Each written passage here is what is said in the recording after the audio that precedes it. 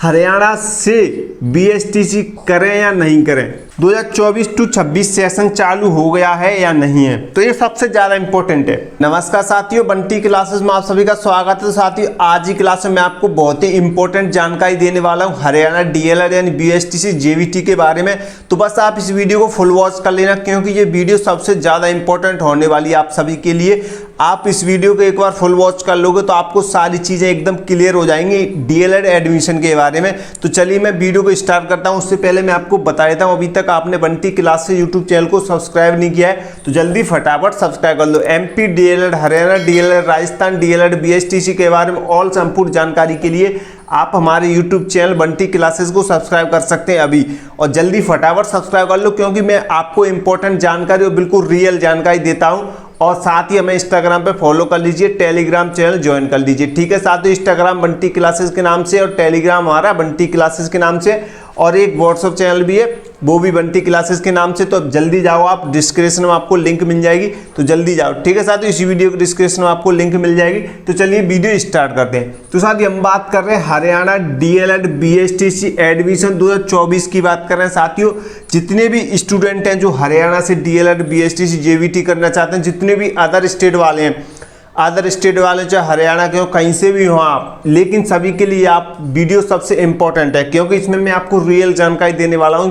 जो मैंने जानकारी प्राप्त की एडमिशन के बारे में वही मैं आपको बताने वाला हूं, बिल्कुल रियल जानकारी, ठीक है साथियों। तो मेरे से कुछ स्टूडेंट ने जो सवाल किए हैं, मेरे से कुछ क्वेश्चन पूछे गए हैं, आपके भी क्वेश्चन हो सकते हैं। मेरे पास बहुत सारे बच्चे कमेंट कर रहे हैं इन क्वेश्चनों को लेकर, तो मुझे ये क्वेश्चन ज्यादा इंपॉर्टेंट लगे तो उन्हीं क्वेश्चनों के ऊपर मैं वीडियो बना ही देता हूँ। ये मैंने सोचा ताकि आप सभी को इससे जानकारी मिल सके कि हरियाणा डीएलएड में चल के आ रहा है, हो के आ रहा है, एडमिशन होगा कि नहीं होगा, तो उसी के बारे में आपको बताने वाला हूं। बस आप इस वीडियो को संपूर्ण देख लेना। अगर साथियों आपको ये क्लास अच्छी लगे तो अभी कमेंट मत करना, लेकिन जब आप वीडियो फुल वॉच कर लो तब कमेंट करके जरूर जाना साथियों कि हाँ, आपको मैंने एकदम रियल जानकारी दी है। तो चलिए हम पहले क्वेश्चन की तरफ बढ़ते हैं साथियों। जो पहला क्वेश्चन कहता है हमारा, हरियाणा से बीएसटीसी करें या नहीं करें। तो ये सबसे ज्यादा इंपॉर्टेंट क्वेश्चन है, जो सबके मन में चल रहा होगा। जितने भी अदर स्टेट वाले उनके मन में तो जरूर चल रहा होगा ये क्वेश्चन, क्योंकि अदर स्टेट वाले जरूर सोच रहे होंगे कि हमें हरियाणा से बीएसटीसी करनी चाहिए कि नहीं करनी चाहिए। सबके मन में होगा, आपके ही मन में होगा। ये जितने भी अदर स्टेट वाले हैं, अन्य राज्य वाले स्टूडेंट हैं जो हरियाणा से बीएसटीसी करना चाहते हैं, डीएलएड जेवीटी करना चाहते हैं, उनके मन में ये क्वेश्चन अवश्य होगा, 101% होगा। वो सभी ये सोच रहे होंगे हमें हरियाणा से डीएलएड करनी चाहिए कि नहीं करनी चाहिए, क्या हम हरियाणा से डीएलएड करके टीचर बन सकते हैं, अध्यापक बन सकते हैं। तो ये सबके मन में ये क्वेश्चन चल रहा होगा कि ये हमारे राज्य में मान्य होगा कि नहीं होगा। डीएलएड यानी डिप्लोमा होता है, 2 वर्ष का डिप्लोमा। इससे 1 से 5वीं तक के टीचर बनते हैं। डीएलएड, बीएसटीसी, जेवीटी, इन सब का एक ही नाम है, ठीक है साथियों। इस बीएसटीसी डिप्लोमा को पढ़कर, इसे लेकर हम 1 से 5वीं तक के टीचर बनते हैं। ये आपको सबको पता होगा, ये बेसिक जानकारी है, ठीक है साथियों। तो कर सकते हैं या नहीं कर सकते हैं, सबसे इंपॉर्टेंट सवाल ये है। तो साथियों, कर सकते हैं।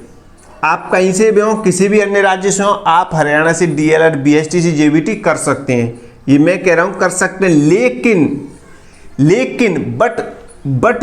लेकिन इस पे आपको ध्यान देना है। जिस भी कॉलेज से आप हरियाणा से डीएलएड, बीएसटीसी, जेवीटी कर रहे हैं, उसे एनसीटीई की मान्यता प्राप्त होनी चाहिए। एनसीटीई, अब इसका क्या मतलब मैं आपको बताऊं साथियों। जैसे आपका परिवार है, आपके परिवार में एक मुखिया होगा, आपके पिताजी हो सकते हैं, आपके दादाजी हो सकते हैं, आपका घर में एक मुखिया होता है, पूरे परिवार को चलाता है, निगरानी रखता है। वैसे ही मैं आपको समझाऊं सिंपल भाषा में, एनसीटीई एक मुखिया है इन सभी कॉलेजों का। हरियाणा के अंदर जैसे अपना अपना एक बोर्ड होता है, राजस्थान में अलग बोर्ड होता है, एमपी में अलग बोर्ड होता है, जैसे आपके घर में एक मुखिया होता है, सब तो नहीं होते, एक होता है। ऐसे जी एनसीटीई एक मुखिया है, समझिए मुखिया के तौर पर समझिए इसे। जितनी भी कॉलेज हैं, ये उन सभी कॉलेजों पर निगरानी रखता है, उन्हें मान्यता देता है, हाँ ये हमारी कॉलेज है। अगर इस कॉलेज से जो कोई बच्चा डिप्लोमा करेगा तो वो टीचर बन सकता है।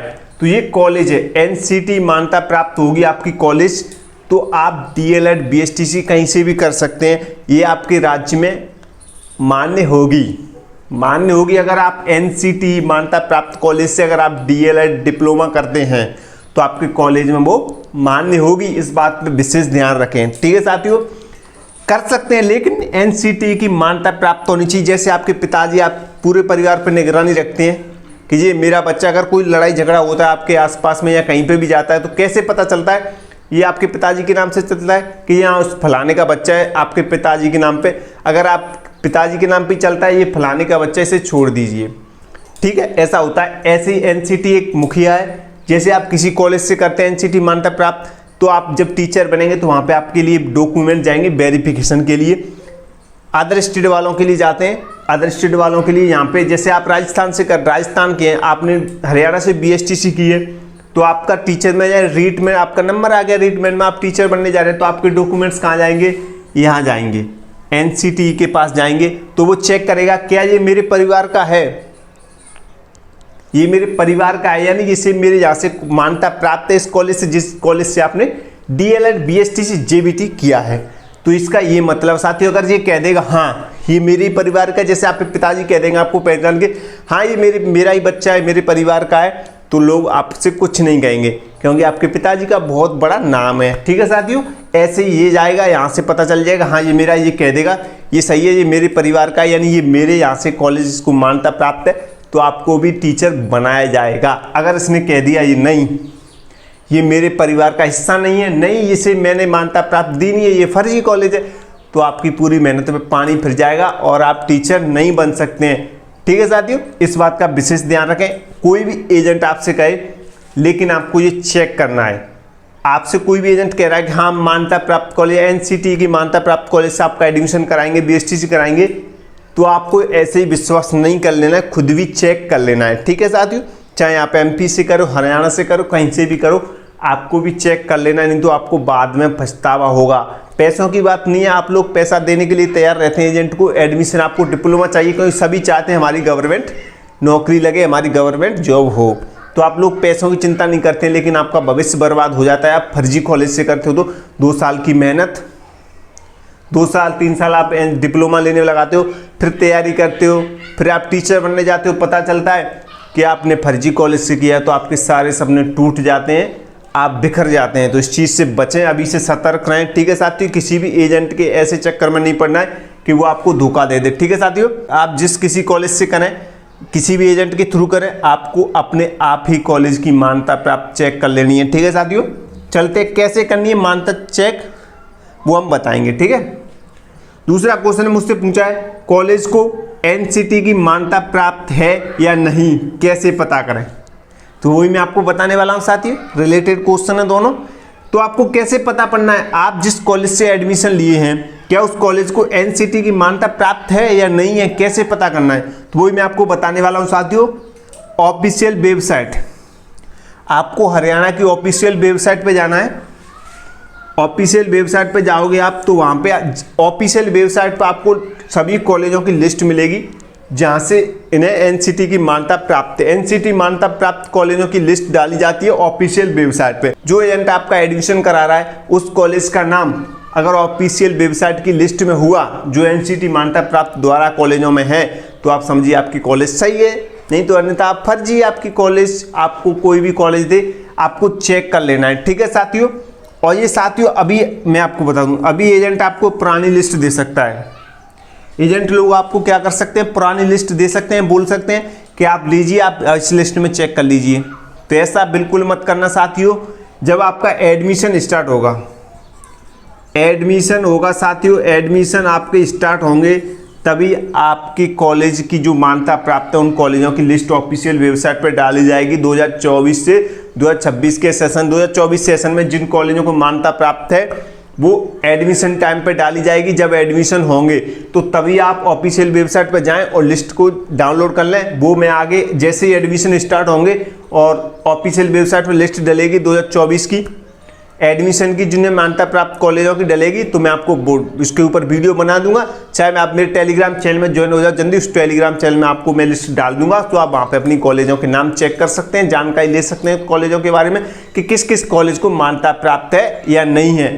ठीक है साथियों, तो जल्दी जाओ टेलीग्राम चैनल में ज्वाइन हो जाओ और व्हाट्सएप चैनल में भी ज्वाइन हो जाओ, क्योंकि टेलीग्राम के बारे में सुना ही आ रहा है कि टेलीग्राम चैनल बैन हो सकता है। तो वहीं पे मेरा व्हाट्सएप चैनल है, जाओ लिंक डिस्क्रिप्शन में, जल्दी जाओ। इंस्टाग्राम पे भी फॉलो कर लो साथियों। आप लोग इंस्टाग्राम पे तो मुझे बिल्कुल भी फॉलो नहीं करते हैं। अगर आपको यहाँ तक वीडियो अच्छी लग रही हो तो प्लीज़ लाइक कर दो, आप लाइक बहुत कम करते हैं मेरी वीडियो पर, लाइक करो साथियों, लाइक। ठीक है साथियों, फुल वीडियो वॉच करके जाना, आपको एकदम क्लियर जानकारी दे रहा हूँ, बिल्कुल सटीक आराम से समझा रहा हूँ, कोई जल्दबाजी नहीं है, तसल्ली से समझिए मैं क्या कहना चाहता हूँ। ठीक है साथियों, ताकि आपके साथ कोई फर्जीपन ना हो या कोई फ्रॉड ना हो। ठीक है, तीसरे क्वेश्चन की तरफ बढ़ते हैं। ये क्वेश्चन मुझे अच्छे लगे इसलिए मैं लेके आया हूँ, क्योंकि बच्चे स्टूडेंट काफ़ी अच्छे क्वेश्चन पूछे मुझे। हाँ, ये क्वेश्चन मुझे लगा मुझे जवाब देना चाहिए, क्योंकि काफ़ी स्टूडेंट मुझसे पूछ रहे हैं, काफ़ी स्टूडेंट के साथ फ्रॉड हो चुका है। इस टाइम तो BSTC को लेकर इतने एजेंट बन गए हैं, कुछ पूछो ही मत तुम। एजेंट हर एक बच्चा पर 10-20 हज़ार रुपये लूट रहा है, हर एक बच्चा पर, हर एक एडमिशन में। तो समझिए उसने 10-20 एडमिशन करा ले तो लाखों की कमाई तो उसके घर बैठे ही हो जाती है साथियों,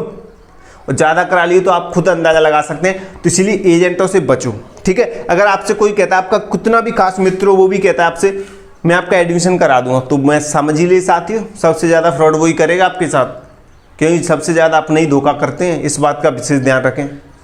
किसी से भी एडमिशन लेना सतर्क होकर लेना है। ठीक है, मैं आपको सारी जानकारी दूंगा, फीस की भी बताऊंगा कि फीस कितनी है, गवर्नमेंट कॉलेज की कितनी है, प्राइवेट कॉलेज की कितनी है, सब कुछ बताऊंगा। लास्ट तक देख लेना वीडियो को।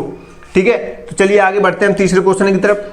12th में कम से कम 12वीं क्लास में आपकी इंटर में यानी 12th में कम से कम कितने प्रतिशत नंबर होना चाहिए, कितनी प्रतिशत होना चाहिए कम से कम, ताकि आपको हरियाणा में एडमिशन मिल सके, आप अप्लाई कर सकते हैं, ऑनलाइन फॉर्म भर सकते हैं। कितने प्रतिशत होना चाहिए कम से कम?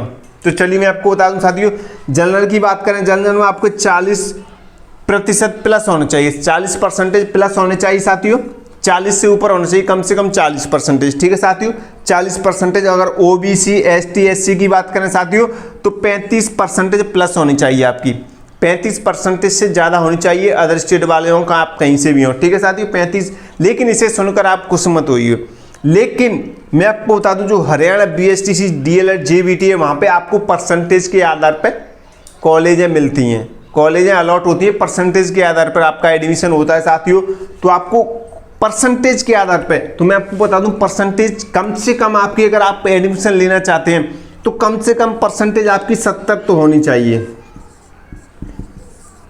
अगर इससे कम में मिल जाए तो और अच्छी बात है, लेकिन आपकी परसेंटेज 70 तो होनी चाहिए, कम से कम 70% होनी चाहिए। इतना आप विशेष ध्यान रखें। आपकी परसेंटेज कितनी होनी चाहिए साथियों?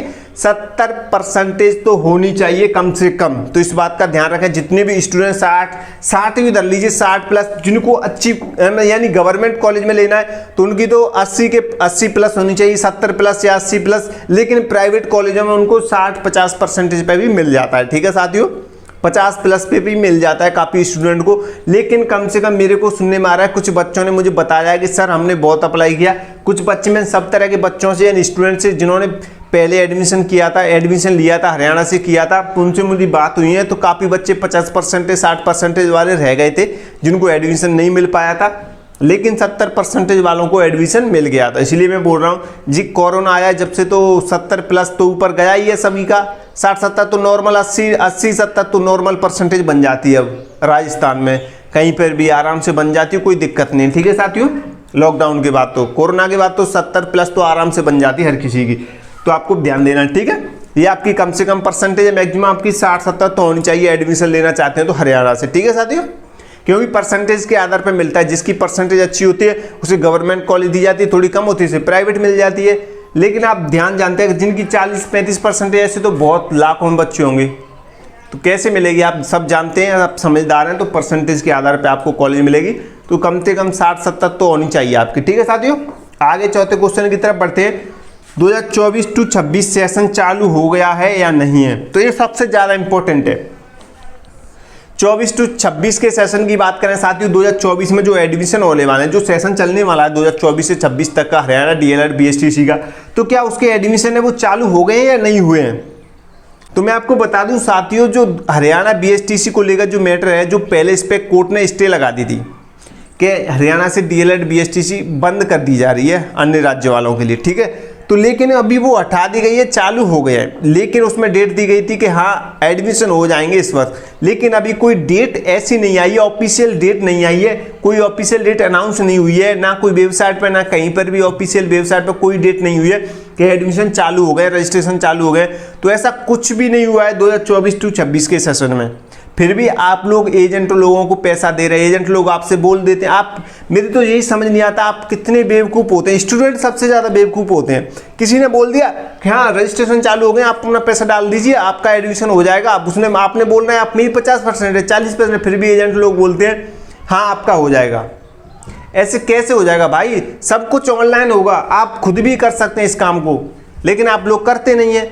आप एजेंट के चक्कर में पड़ जाते हैं। सबसे बेवकूफ़ आप एजेंट लोगों के चक्कर में पड़ के आपका पैसा ऐसे ही डूब जाता है, क्योंकि एजेंट लोग जानते हैं आपकी 50% है।